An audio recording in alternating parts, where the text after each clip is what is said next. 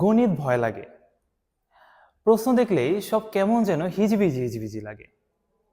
Preparation ঠিকই নিয়ে যাই, কিন্তু পরীক্ষার হলে আর পারি না। এই সব সমস্যারই সমাধান হচ্ছে আমাদের ম্যাথের কনসেপ্ট এবং প্র্যাকটিসের মধ্যে প্রপারলি সমন্বয় করতে পারা। আমি তোমাদের রাফি ভাইয়া আছি। আজকে আমরা আলোচনা করব আমাদের গণিতের কনসেপ্ট এবং প্র্যাকটিস কিভাবে কি করতে হবে। আসো শুরু করা যাক। প্রথমে যদি আমরা কনসেপ্ট নিয়ে কথা বলি, আমরা কনসেপ্টটা কিভাবে পড়বো, আমরা গণিতের কনসেপ্টটা কিভাবে পড়বো। কনসেপ্টটা পড়বো হচ্ছে, আমরা জানি যে কনসেপ্টে এটা হয়, কিন্তু কেন হয় আমাদের সেটাও জানা লাগবে। তাতে কি হবে, আমাদের কনসেপ্ট যে মুখস্থ করার প্যারাটা সেটা হবে না, সেই প্যারাটা আর হবে না। তাহলে একটু দেখি, এই জায়গায় আমরা সূচকে জানি a two the power m into a two the power n সমান a two the power m plus n লেখা যায়। ব্যাপারটাকে যদি আমি একটু বুঝিয়ে লিখি, তাহলে ধরো 2 টু দি পাওয়ার 3 মানে 2 cube into 2 to the power 4 সমান আমরা লিখতে পারি 2 টু দি পাওয়ার 3 প্লাস 4 সমান 2 টু দি পাওয়ার 7। অর্থাৎ আমাদের যদি একই বেস গুণ আকারে থাকে, তাহলে তাদের পাওয়ারটা আমরা যোগ আকারে লিখতে পারি, এটা আমরা জানি। কিন্তু আমরা কেন লিখি এভাবে, একটু দেখি। প্রথমে একটু জানা লাগবে যে 2 কিউব অর্থ কি। 2 কিউব অর্থ 3টা 2 কে গুণ করা, তাই না? 3টা 2 কে গুণ করা। আর 2 টু দি পাওয়ার 4 মানে কি 4টা 2 কে গুণ করা, 4টা 2 কে গুণ করা। এখন যদি আমরা এই দুইটাকে 2 কিউব আর 2 টু দি পাওয়ার 4 কে কম্বাইন করি, তাহলে এটা বোঝায় যে আমাদের এই টোটাল জায়গায় কয়টা 2 গুণ আকারে আছে। কয়টা? এখানে 3টা 2 গুণ আকারে, এখানে 4টা 2 গুণ আকারে, টোটাল কয়টা? 7টা 2 গুণ আকারে। এই কারণে এখানে এলো 2 টু দি পাওয়ার 7। অর্থাৎ 2 cube into 2 to the power 4 কে আমরা লিখতে পারি কত? 2 টু দি পাওয়ার 7।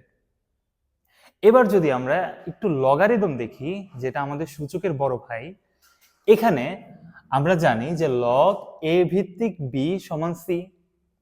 এটাকে আবার সূচকে কনভার্ট করলে লেখা যায় a two the power c সমান b। কিন্তু কেন কেন লেখা যায় এটা একটু দেখি।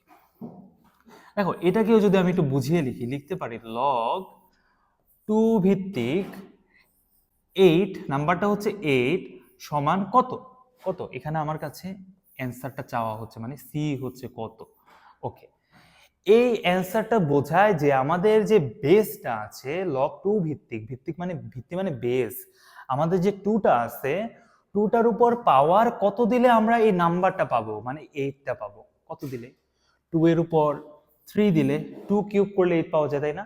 অর্থাৎ বেজের উপর পাওয়ার 3 দিলে আমরা আমাদের নাম্বারটা পাবো। এই কারণে এই লগকে সূচকে কনভার্ট করলে লেখা যায় 2 কিউব সমান 8। অর্থাৎ আমাদের বেজের উপর আমাদের যেই নাম্বারটা অ্যান্সারটা আছে, সেই অ্যান্সারটা দিলে আমরা আমাদের লগের নাম্বারটা পাবো, অর্থাৎ 2 কিউব সমান 8। এই হলো আমাদের কনসেপ্ট। এবার তাহলে আমরা আসলে প্র্যাকটিসে যাই। প্র্যাকটিস কিভাবে করতে হবে একটু দেখি। প্রপারলি প্র্যাকটিস করার জন্য আমাদের যেটা করতে হবে সেটা হলো আমাদের পড়ে ফেলা কনসেপ্টটাকে যথাযথভাবে অ্যাপ্লাই করতে পারা, প্র্যাকটিসে যথাযথভাবে অ্যাপ্লাই করতে পারা। তাহলে যেটা হবে, আমাদের প্রশ্ন দেখলে আর ভয় কাজ করবে না, নার্ভাসনেসটা কাজ করবে না। এছাড়াও আমরা খুব দ্রুত একটা ম্যাথ করে ফেলতে পারবো। যেমন এই জায়গায় একটু দেখি, লগ 5 ভিত্তিক ব্র্যাকেটের মধ্যে cube root of 5 into root 5, অনেক হিজিবিজি, অনেক ভয়ানক, তাই না?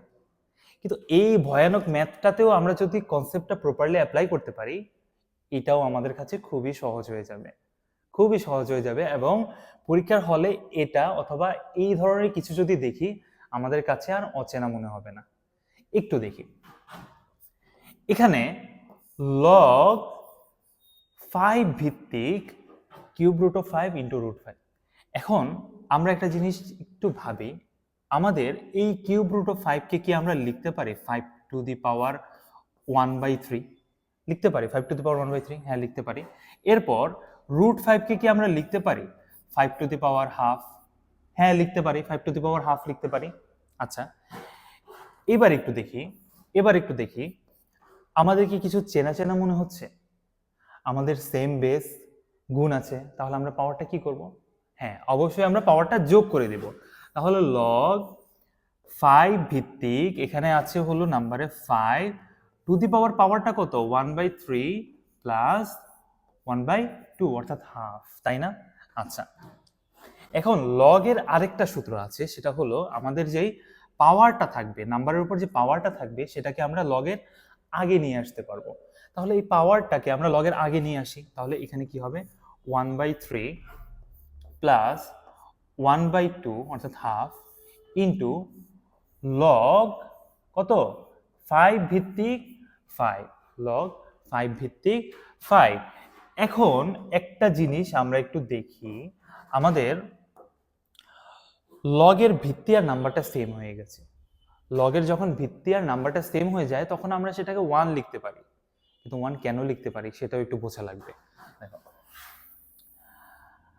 আমাদের এই যে লগ 5 ভিত্তিক 5, এটা অর্থটা কি বোঝাচ্ছে? মানে আমরা এই বেজের উপর পাওয়ারটা কত দিলে এই নাম্বারটা পাবো, বেজের উপর 5 এর উপর পাওয়ার কত দিলে এই 5টা পাবো, নাম্বারে থাকা 5টা পাবো, তাই না? তাহলে 5 এর উপর কত পাওয়ার দিলে 5 হয়? 1 দিলে।